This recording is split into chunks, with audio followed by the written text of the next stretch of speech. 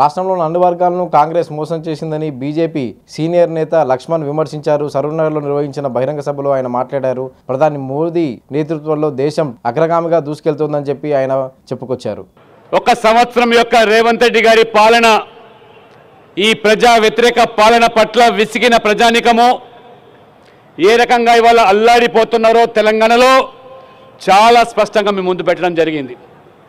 ఎన్నికల ముందు ఇచ్చినటువంటి హామీలన్నీ కూడా అటకెక్కించి ఇవాళ 6 అబద్ధాలు 66 మోసాల పేరు మీద భారతీయ జనతా పార్టీ ఇవాళ ఒక భారీ ఉద్యమానికి, ఎందుకంటే ఒక ప్రభుత్వం అధికారంలోకి వచ్చి సంవత్సరం గడువు ఇవ్వాలి కాబట్టి వేచి చూశాము. ఇచ్చిన హామీలు ఎక్కడైనా అమలు చేస్తారేమో అని అన్ని వర్గాల ప్రజలను, రైతులను, మహిళలను, విద్యార్థులను, యువకులను, ఎస్సీ ఎస్టీ బీసీలను, అన్ని వర్గాలను కూడా మోసం చేసి అబద్ధాల ప్రచారంతో ఫేక్ వీడియోలు సృష్టించి ఏ రకంగా ఎన్నికల్లో ఓట్లు దండుకున్నారో, తెలంగాణ ప్రజలను మోసం చేశారో ఇప్పుడిప్పుడే ప్రజలందరూ కూడా చైతన్యమవుతా ఉన్నారు. రైతు భరోసా అన్నారు, రైతులకు భరోసా లేకుండా పోయింది. రైతు బంధు ఆపేశారు. ఇవాళ రుణమాఫీ అటకెక్కించి 74 లక్షల రైతులు అప్పులు చేస్తే ఇవాళ 24 లక్షల మందికి రుణమాఫీ చేసి ఇవాళ మీ పార్లమెంట్ సభ్యుడు పార్లమెంట్లో చెప్తారు, దేశంలో ఎక్కడ లేని విధంగా 31,000 కోట్ల రుణమాఫీ చేశామని.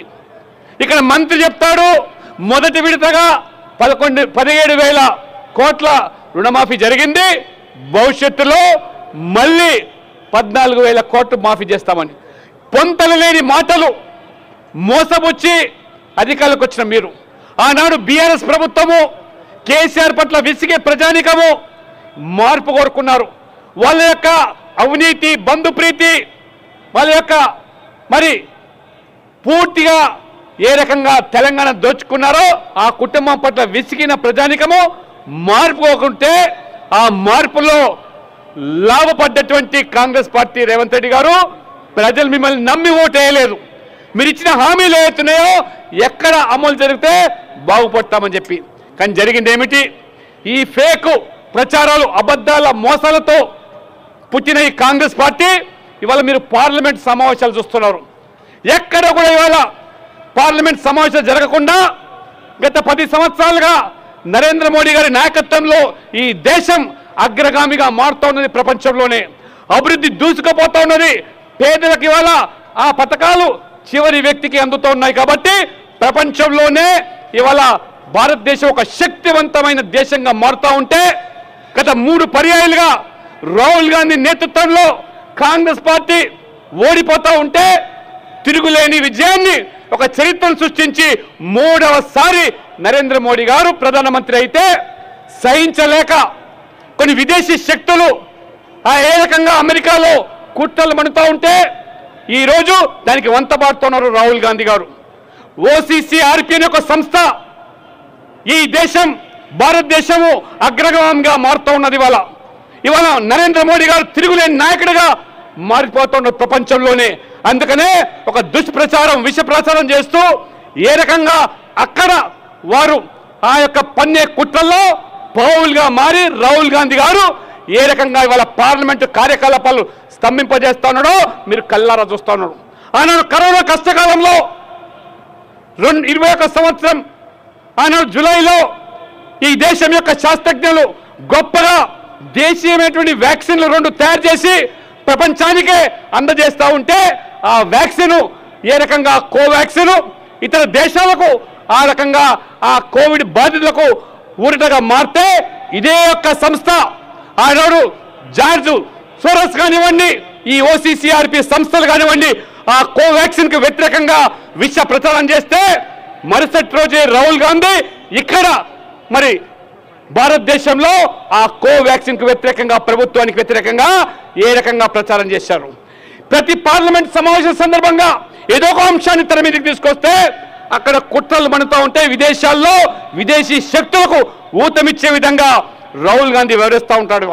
ఇవాళ ఆనాడు పెగాసిస్ ఒక ఒక తప్పుడు వార్తలు సృష్టించి ఆ రకంగా ప్రచారం చేస్తే అది పార్లమెంట్లో ప్రస్తావించడానికి పార్లమెంట్ చర్చ చేయకుండా ఏ రకంగా అడ్డుకున్నాడో రాహుల్ గాంధీ వాళ్ళ కళ్ళారా చూస్తాను.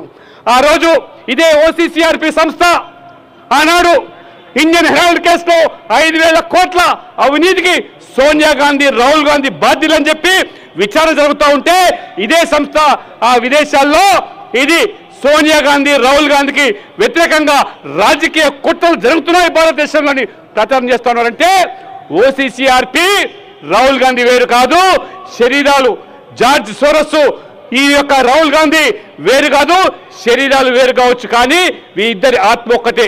ఒక ఫ్రెంచ్ పత్రిక చాలా స్పష్టంగా చేసింది, ఈరోజు భారతదేశాన్ని విచ్ఛిన్నపరచడానికి, అస్థిరపరచడానికి, ఆర్థికంగా దెబ్బతీయడానికి, పారిశ్రామికవేత్తలకు వ్యతిరేకంగా జరుగుతున్నటువంటి కుట్రలు భగ్నం చేయడానికి ఈ త్రిభుజం అనేటువంటిది జార్జ్ సోరస్, రెండోది ఓసీసీఆర్పీ, దానికి రాహుల్ గాంధీ వంత పాడుతున్నారని చెప్పి ఈ త్రిభుజం అని చెప్పి ఆ పత్రిక విశేషమైనటువంటి ఆ వార్తలు ప్రచురిస్తే ఏ రకంగా తెలంగాణ ప్రజలు మీరు గమనించండి.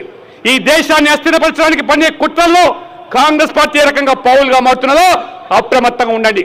ఆనాడు ఇదే తెలంగాణలో ఫేక్ వీడియోలు సృష్టించి ఆనాడు కేంద్ర హోంమంత్రి అమిత్ షా గారు బీజేపీ అధికారులకు వస్తే రిజర్వేషన్లు రద్దు చేస్తాము, రాజ్యాంగం రద్దు చేస్తామని చెప్పి ఏ రకంగా ఫేక్ వీడియోలు సృష్టించారో ఇక్కడ కాంగ్రెస్ పార్టీ ఈరోజు వారు అనుభవిస్తూ ఉన్నారు. ఇవాళ ఖచ్చితంగా తెలంగాణ ప్రజలు నమ్మి మోసపోయినందుకు ఇవాళ భారతీయ జనతా పార్టీకి వైపు ఇవాళ ఆశతో చూస్తూ ఉన్నారు. కాబట్టి ఖచ్చితంగా భారతీయ జనతా పార్టీ తెలంగాణ ప్రజల ఆశలకు ఆలోచనలకు అనుగుణంగా మీరు ఇచ్చిన హామీలు నెరవేర్చండి.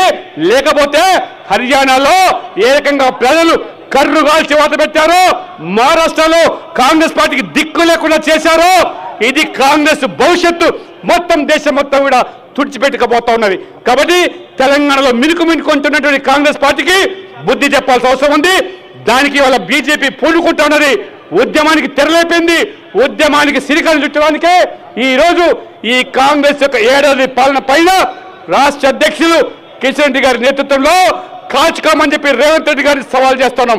ప్రజలను చెరదీసి మూసి ఏ రకంగా ప్రక్షాళన పేరు మీద కానివ్వండి, హైడ్రా పేరు మీద కానివ్వండి, ఇవాళ లఘుచర్ల ఏ రకంగా భూసేకరణ విషయంలో ఏ రకంగా పట్టి పీడిస్తున్నారో వాళ్ళందరూ కూడా అండగా భారతీయ జనతా పార్టీ ఉంటుందని చెప్పి ఈ సందర్భంగా తెలుస్తూ ఆ భరోసా కల్పించి తెలంగాణ ప్రజలకు అండగా ఉండడానికి, ఉద్యమానికి తెరలేపడానికి ఈ శ్రీకారం చుట్టామని చెప్పి ఈ సందర్భంగా నేను తెలియజేస్తూ ఈ అవకాశం ఇచ్చినటువంటి రాష్ట్ర పార్టీకి ధన్యవాదాలు చెప్తూ సెలవు తీసుకుంటా ఉన్నాను. భారత్ మాతాకి